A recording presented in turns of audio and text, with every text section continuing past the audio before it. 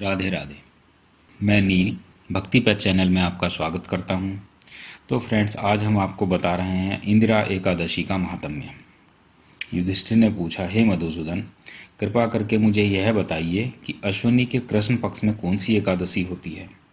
तब भगवान श्री कृष्ण बोले, हे राजन, अश्विनी कृष्ण पक्ष में इंदिरा एकादशी होती है। उसके व्रत के प्रभाव से बड़े बड़े पापों का नाश हो जाता है।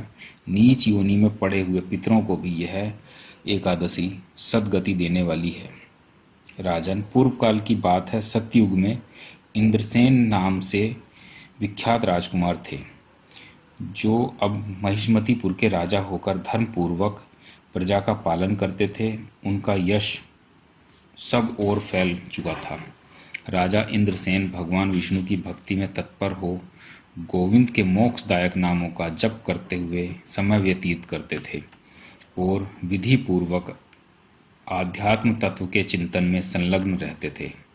एक दिन राजा राजसभा में सुखपूर्वक बैठे हुए थे। इतने में ही देवऋषि नारद आकाश से उतरकर वहां आ पहुंचे।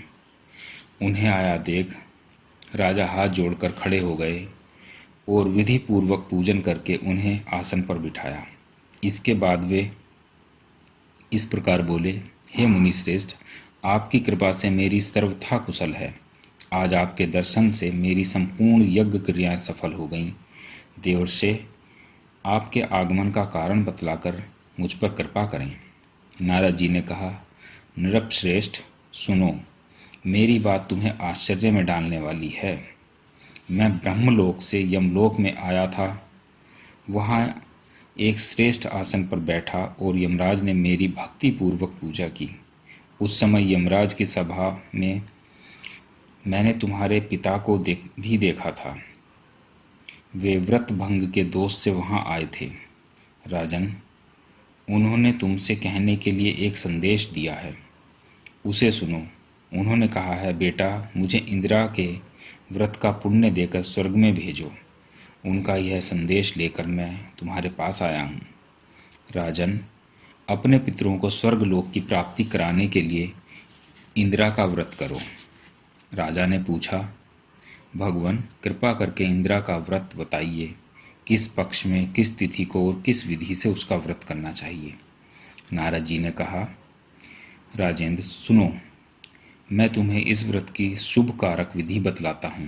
अश्विनी मास के कृष्ण पक्ष में दशमी के दिन, उत्तम दिन को श्रद्धायुक्त चित्त से प्रातःकाल स्नान करके, फिर मध्याह्न काल में स्नान करके एकाग्र चित्त हो एक समय भोजन करें तथा रात्रि में भूमि पर सोएं।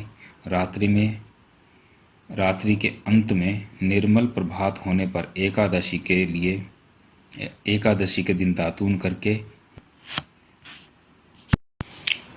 अर्थात कमल नयन भगवान नारायण, आज मैं सब भोगों से अलग हो निराहार रहकर कल भोजन करूंगा, आप मुझे शरण दें। इस प्रकार नियम करके मध्याह्न काल में पितरों की प्रसन्नता के लिए शालग्राम शिला के सम्मुख विधि पूर्वक श्राद्ध करके तथा दक्षिणा से ब्राह्मणों का सत्कार करके उन्हें भोजन कराएं। पितरों को दिए हुए अन्न में पिंड को सूंघ कर विद्वान पुरुष गाय को खिला दें। फिर धूप और गंध आदि से भगवान ऋषिकेश का पूजन करके रात्रि में उनके समीप जागरण करें। तत्पश्चात सवेरा होने पर द्वादशी के दिन पुनः भक्ति पूर्वक श्री हरि की पूजा करें।